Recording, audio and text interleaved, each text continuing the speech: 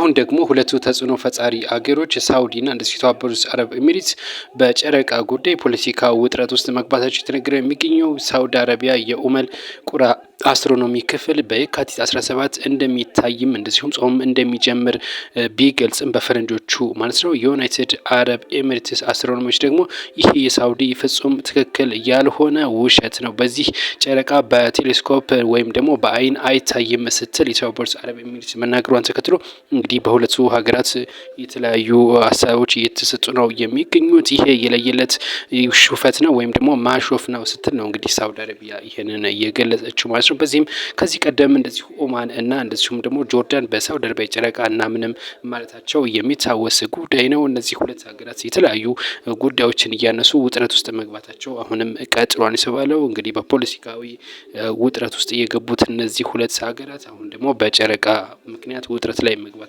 እየተነገረ ነው የሚገኘው። እናንተ በዚህ ጉዳይ ሀሳብ አስተያየት ካላችሁ ሀሳብ አስተያየታችሁን አስቀምጡልን። የቱርኩ ፕሬዚዳንት ጉዞ መሰረዙ እየተነገረ ነው የሚገኘው። የቱርኩ ፕሬዚዳንት ረሲብ ጣይብ ኤርዶጋን በዛሬው ዕለት ወደ አቡዳቢ ወይም ደግሞ ወደ ተባበሩት አረብ ኤሚሬት ያቀናሉ ተብሎ ሲጠበቅ ነበር። ነገር ግን ምክንያቱ ባልታወቀ እንግዲህ ምንም መረጃ በሌለበት ማለት ነው ጉዟቸውን ሰርዘዋል የተባለው። ይህ የተሰረዘው ደግሞ የቱርኩ ፕሬዚዳንት ጣይብ ኤርዶጋን ከሳውዲ አረቢያው መሪ ጋር ቢን ዛይድ ጋር በስልክ ከተወያዩ በኋላ ነው ማለት ነው። እንግዲህ ቱርክ መሪና የሳውዲ አረቢያ እንግዲህ መሪ በስልክ ካወሩ በኋላ ነው የተባለው ይህ ጉዞ የተሰረዘ ማለት ነው። እንግዲህ ምክንያቱ እንግዲህ ይፋ እንዳልተደረገና በስልክ ብቻ ማውራታችን ነገረው። እንደሚታወቀው በተባበሩት አረብ ኤሚሬትና እንደዚሁ ደግሞ በሳውዲ አረቢያ መካከል ከፍተኛ የሆነ ውጥረት መፈጠሩ ይታወቃል። ግብጽም ለማሸማገል ሞክራ ነበር፣ ይህም የተሳካ አይመስልም የተባለው። እንግዲህ እነዚህ ሁለት ሀገሮች በሱዳን ባለው እርስ በርስ ጦርነት ሁለቱም በተለያየ ወገን ድጋፍ ያደርጋሉ። የተባበሩት አረብ ኤሚሬትስ ፈጥኖ ደራሹን ስታግዝ፣ ሳውዲ አረቢያ ደግሞ እንግዲህ ዋናውን የሱዳን መሪ አልቡራን ታግዛለች። በዚህ ምክንያት ነው ሰጣ ገባ የገቡበት። በዚህም እንግዲህ የቱርኩ ፕሬዚዳንት ማለት ነው በነገው ዕለት አዲስ አበባም እንደሚገቡ ይጠበቃል ነው የተባለው። በዛሬ የተባበሩት አረብ ኤሚሬትስ እየሄዱ ነበር። እንግዲህ ይህ አልተሳካም። በነገው ዕለት ግን ወደ አዲስ አበባ እንደሚመጡ ይጠበቃ ነው።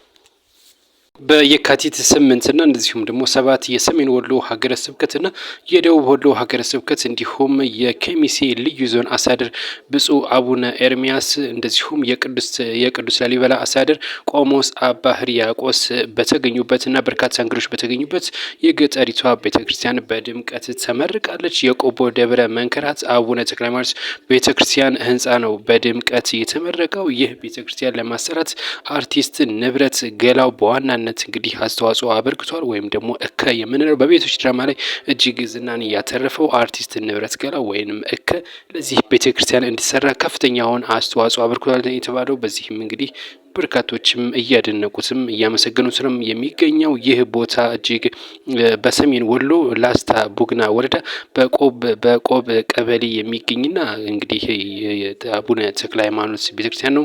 በ3 አመት ነው እንግዲህ ይህ ቤተክርስቲያን የተጠናቀቀው። ወጣ ያለ ቦታ በመሆኑ እጅግ አስቸጋሪም እንደነበር የተነገረው።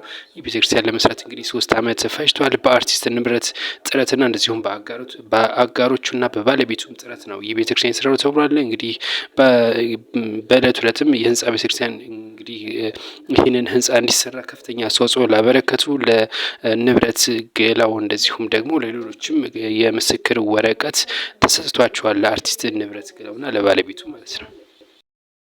ቻይና እስራኤልን አስጠንቅቃለች። እስራኤል በዌስት ባንክ እያደረገች ያለውን እንቅስቃሴ ቻይና በጽኑ ተቃውማለች ነው የተባለው። በውጭ ጉዳይ ሚኒስትሯ በኩል መግለጫ ማውጣታለች። ጋዛና ዌስት ባንክ የማይነጻጸሉ አንድ ናቸው ስትል ነው ቻይና በውጭ ጉዳይ ሚኒስትሯ በኩል ይፋ ያደረገችው ማለት ነው። ቻይና ከጅምሩ እንግዲህ እንደዚህ ያለውን ሁኔታ በጽኑ እንደምታወግዝም እንደዚሁም ደግሞ የሁለቱ ለፍልስጤምና እንደዚሁም ደግሞ ለእስራኤል ሰላም የሚሆነው የሁለት ሀገር ሁለቱም ሀገር መሆን አለባቸው፣ ፍልስጤም ሀገር መሆን አለባት ስትል ነው እንግዲህ ቻይና በከፍተኛ ሁኔታ እስራኤልን እያስጠነቀቀችው ማለት ነው። ይህን እንቅስቃሴውን በተያያዘ ዜና ማለት ነው ኢራን ከቻይና አዳዲስ ሚሳኤሎችን መግዛቷ ነው የተነገረው። የእስራኤል የደህንነት ምንጮች ናቸው ይህንን መረጃ ያወጡት። ይህ ሚሳኤል እጅግ ዘመናዊ እንደሆነም ጭምር ነው የተነገረ የሚገኘው። ሚሳኤሉ ወደ 2500 ኪሎ ሜትር ይጓዛል የተባለው። እንግዲህ ይህ 2500 ኪሎ ሜትር ተጓዘ ማለት እስራኤልን ከኢራን ኢራን ሙሉ ለሙሉ ይመታል ተብሎ ነው የሚነገረው። የእስራኤል እና ከአሜሪካ በኩል ግን ከፍተኛ የሆነ ቅሬታ ተሰምቷል ነው የተባለው ማለት ነው። ቻይና ይህንን ሚሳኤል እንዴት አሳልፋ ትሰጣለች በሚል ብዙዎችም እየተነጋገሩበት ነው የሚገኘው። እጅግ ዘመናዊ ሚሳኤል ነው። አየር መቃወሚያዎችን ጥሶ የመግባትም አቅም አለው ነው የተባለው። እንግዲህ 2500 ኪሎ ሜትር መምዘግዘግ የሚችል እጅግ ዘመናዊ የሆነ ነው። ይህንን ደግሞ ግዢ የፈጸመችው ኢራን ለቻይና ነዳጅ ነው። እንግዲህ በነዳጅ ነው የተገዛው ነው የተባለው። የራሽያው ባልታዛር እየተፈለገ ነው ተብሏል። ብዙዎችን እያነጋገረ ነው የሚገኘው ይህ ሰውዬ ለሴቶችም ማስጠንቀቂያ ይሆናቸዋል። ሼር አድርጉላቸው። ካሜራ የተገጠመለት መነጽር እያደረገ በየመንገዱና በየተለያዩ ቦታዎች ላይ ሴቶችን እያማለለ እንደዚሁም ደግሞ የአብርሃሞቪች የአክስት ልጅ ነኝ፣ የባለሀብት ቤተሰብ ልጅ ነኝ እያለ ነው እንግዲህ ሴቶችን ሲያታልላቸው የነበረው የተባለው። መኝታ ቤትም ይዟቸው ከገባ በኋላ በመነጽሩ ላይ ባለው ካሜራ ምክንያት ይቀርጻል። እንደዚሁም ደግሞ ሲያወሩ እንደዚሁም ግንኙነት ወይም ደግሞ ሴክስ በሚያደርጉበት ሰዓት መነጽሩ ላይ ባለው ካሜራ ነው የሚቀርጻቸውን የተባለው። በዚህም እንግዲህ ይህንን የሚያወሩትን ነገር በቲክቶክ ላይ እንደዚሁም ደግሞ የሚያደርጉትን የተለያዩ ሴክሶችን ማለት ነው በቴሌግራም ይሸጣል ነው የተባለው። እናም በአጠቃላይ በጋና ብቻ ከ100 በላይ ሴቶች ጋር እንደዚህ ያለ የወሲብ ግንኙነት አድርጓል የተባለው። እንደዚሁም በ3 ሀገሮች ናቸው፣ ኬንያ፣ ደቡብ አፍሪካና እንደዚሁም ደግሞ ጋና ናቸው። እነዚህ 3 ሀገሮች የጋና 100 እንደሆኑ ታውቋል። እንደዚሁም በኬንያና በደቡብ አፍሪካ እስካሁን ምን ያክል ሴቶች እንደዚህ እንደሸወደ ባይታወቅም ነገር ግን እጅግ በርካታ ይሆናሉ ተብሎ እየተነገረ ነው የሚገኘው። በርካቶችም በዚህ ጉዳይ የተነጋገሩበት ነው የሚገኘው። ሰውየው ግን በቁጥጥር ስር ለማዋል በርካታ ጥረት እየተደረገ እንደሆነ ታውቋል። እናም እንግዲህ ሴቶች ጥንቃቄ እንዲያደርጉ ከእንደዚህ አይነት እንዲቆጠቡም ስለማንነቱ በደንብ በግልጽ እንዲያውቁም ጭምርም እንግዲህ መረጃዎች እየወጡ ይገኛሉ።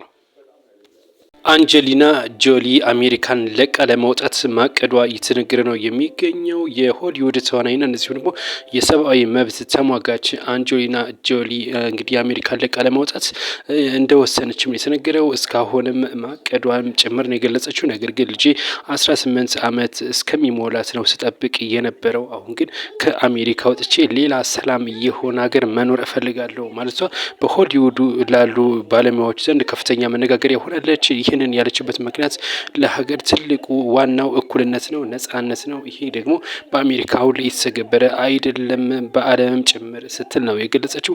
ከዚህ የወጣ ሰላም የሆነ ቦታ ላይ ነው መኖር የምፈልገው። ከዚህ አሜሪካን እወዳታለሁ፣ አክብራታለሁ። ነገር ግን አሁን በቅቶኛል፣ ከአሜሪካ ወጥቼ መኖር እፈልጋለሁ ማለቷ በበርካቶች ዘንድ መነጋገሪያ ሆናለች። እንግዲህ በርካቶችን በዚህ ጉዳይ ሀሳብ እየሰጡበት፣ እናንተስ ምን ትላላችሁ? የሀገር መከላከያ ሚኒስትር ከአሁን በፊት የመከላከያ ሰራዊት አባል የነበሩትን በተለያዩ ምክንያት ከሰራዊቱ የወጡና ተመልሶ ስራ መስራት ማገልገል ለሚፈልግ እንደዚሁም ደግሞ ለማገልገል ፈቃደኛ የሆነ ፍላጎት እና ቁርጠኝነት ያለው ወይም ደግሞ ቁጭት ያለው ከሆነ እስካሁን የመመለስ እድል ያላገኙ አባላቱን በሰራዊቱ እንዲያገለግሉ ምዝገባ እንግዲህ መስፈርት አውጥቷል ማለት ነው። መመዝገብ እንደሚችሉ ይፋ አድርጓል። የሀገር መከላከያ ሰራዊት ማለት ነው። እንደሚታወሰው እንግዲህ በሀገሪቷ ትልቅ ውጥረት አለ። እሱም ከኤርትራ ጋር ነው በወደብ ጉዳይ ማለት ነው። እንደዚሁም ደግሞ ከህወሓት ጋርም እንደዚሁ ውጥረት መኖር ታውቃል። ለዚህ ነው እንግዲህ ከሰሞኑ የኦሮሚያ ክልል መንግስትም እንደዚሁ ይሄንን አይነት ደብዳቤ አውጥቶ ነበር። አሁን ደግሞ የሀገር መከላከያ ሚኒስትር ወይም በፌዴራል መንግስቱ በኩል ወጥቷል ማለት ነው። እስካሁን ግን ሌሎች ክልሎች እንደዚህ ያለ እንግዲህ ይሄንን አላወጡም ማለት ነው። ኦሮሚያ ክልል ነው ቀድሞ እንግዲህ በክልሉ ያሉ የልዩ ኃይል ወይም ደግሞ በተለያዩ በደህንነት ጉዳይ ሲሰሩ የነበሩ የልዩ ኃይል አባላትንም እንደዚሁ መጥራቱ ይታወቃል በኦሮሚያ ክልል ላይ በክልሉ በራሱ ማለት ነው። አሁን ደግሞ ፌዴራል መንግስቱ እንደዚህ ጥሪ ያቀርባል። ሌሎች ክልሎች እስካሁን ግን ያቀረቡ የለም። ካሉ እኛ ምናደርስላችሁ ይሆናል። አዳዲስ መረጃ እንደደረሳችሁ ደግሞ ሰብስክራይብ እያደረጋችሁ እንደዚሁም አስተያየታችሁን እየጻፋችሁልን እስከ መጨረሻው አብራችሁ እንድትቆዩ እንጠይቃችኋለን። መልካም ቆይታ።